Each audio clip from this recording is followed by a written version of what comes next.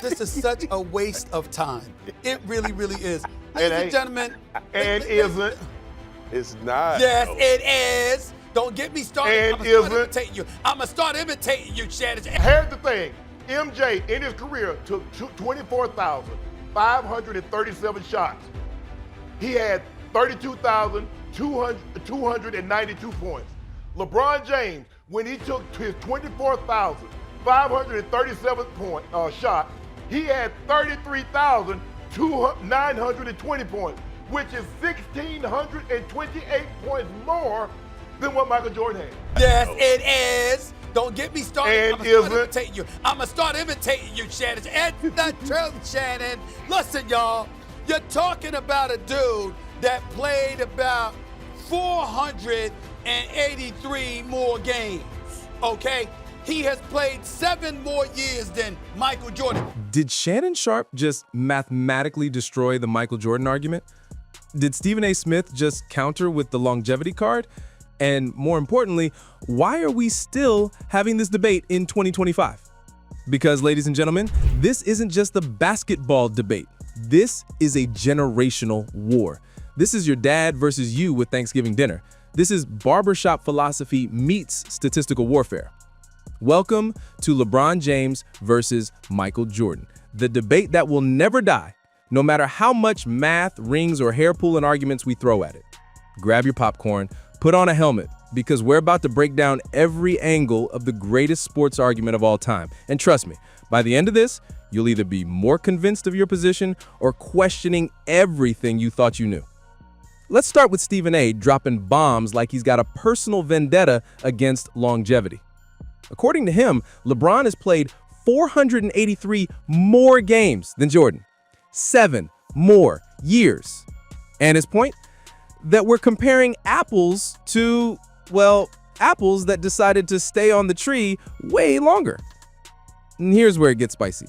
Stephen A. loves to remind everyone that MJ averaged 30 points per game for his career. Not a season, not a playoff run, his career. Then he casually mentions MJ went 7 straight years averaging over 30. But wait, Shannon Sharpe enters the chat with receipts.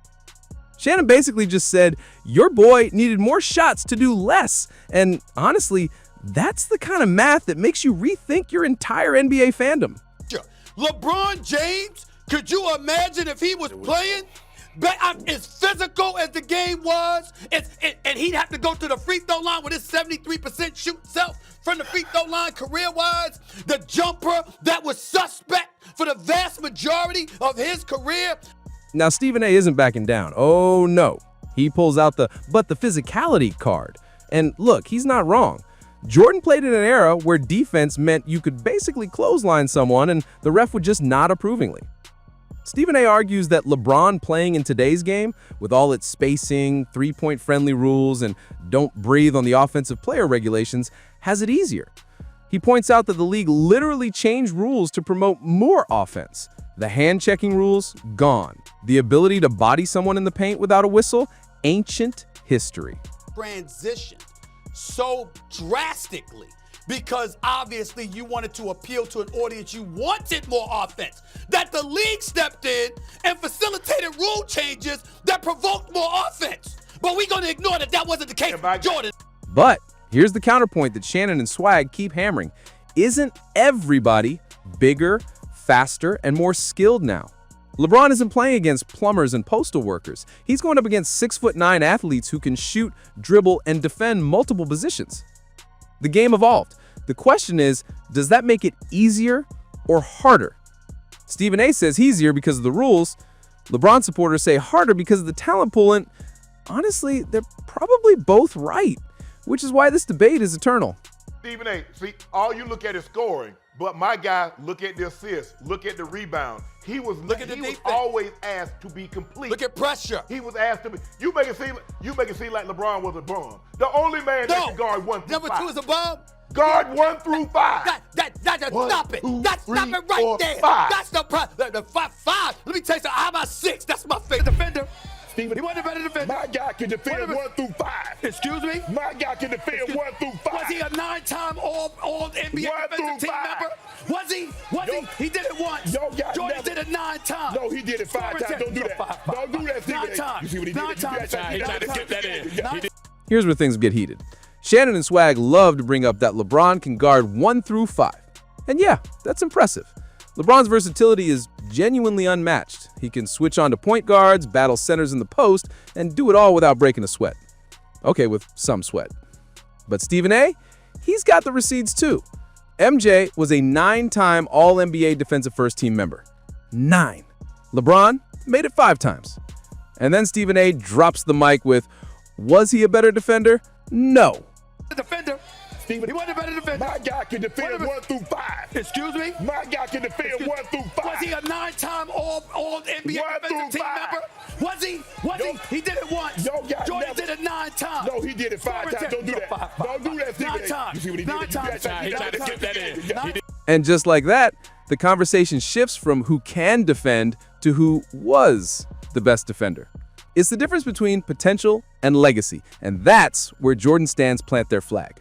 Scoring. We don't want to bring up the 6 rings. The fact that Jordan played 7 less years and still got 2 more rings. We don't want to bring up a 10-time scoring champion. We don't want to bring up a 9-time first-team All-NBA defensive player. We don't want to bring all of that up, so we just going to stay with scoring. But we're going to... Now, let's address the elephant wearing 6 championship rings in the room.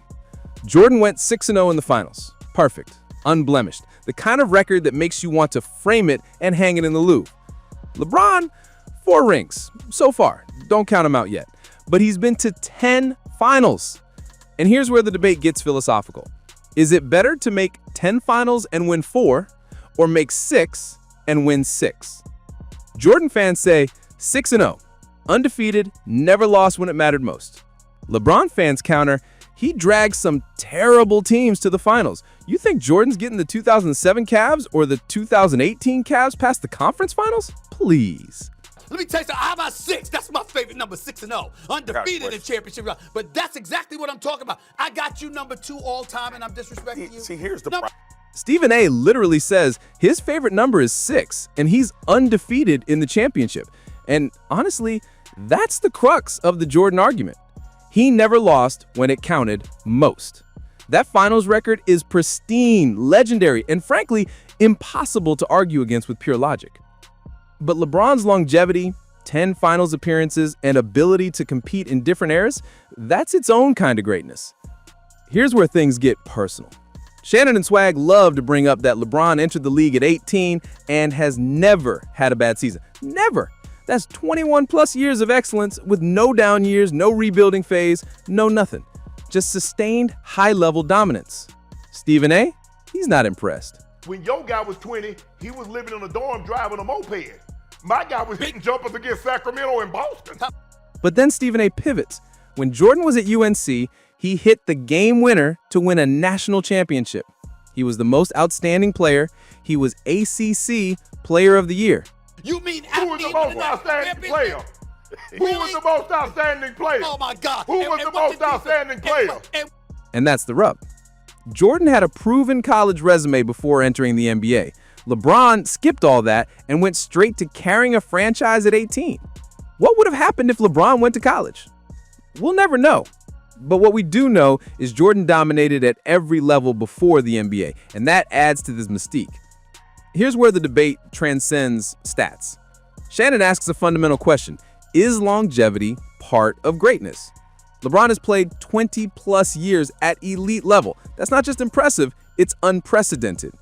Stephen A. fires back, who said LeBron wasn't great? Nobody. And he's right. This isn't about whether LeBron is great.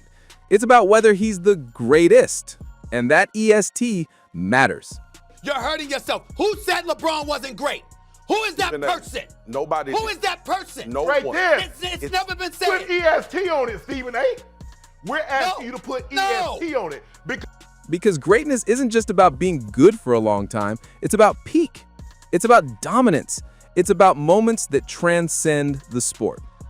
Stephen A. brings up the elephant wearing 6 championship rings in the room. LeBron's super teams. Dwayne Wade, Chris Bosh, Ray Allen, Kyrie Irving, Kevin Love, Anthony Davis. Now you got Luka. What the hell do you want, an apron and a bib too? It's harsh. It's funny. And it's a legitimate criticism. LeBron has played with a lot of talent. But here's the counter-argument.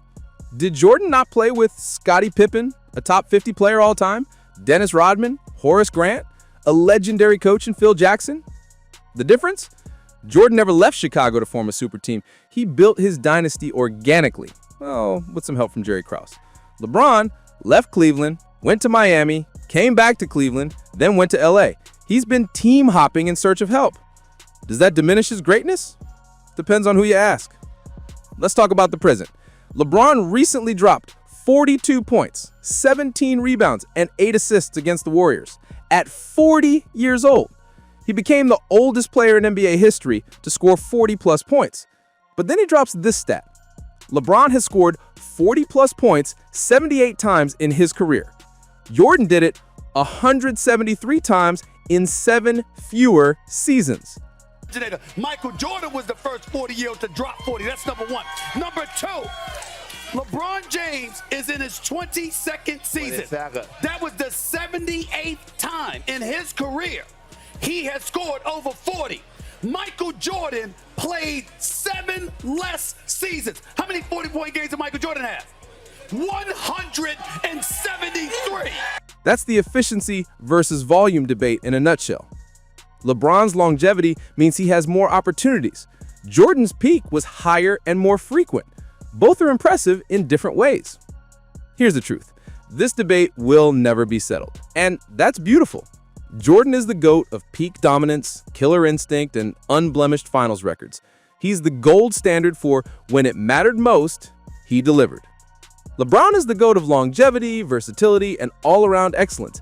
He's the player who redefined what a forward could do and sustained it longer than anyone thought possible. I got you number 2 all time, and I'm disrespecting you. See, here's the number problem. 2 all time. And that's the point.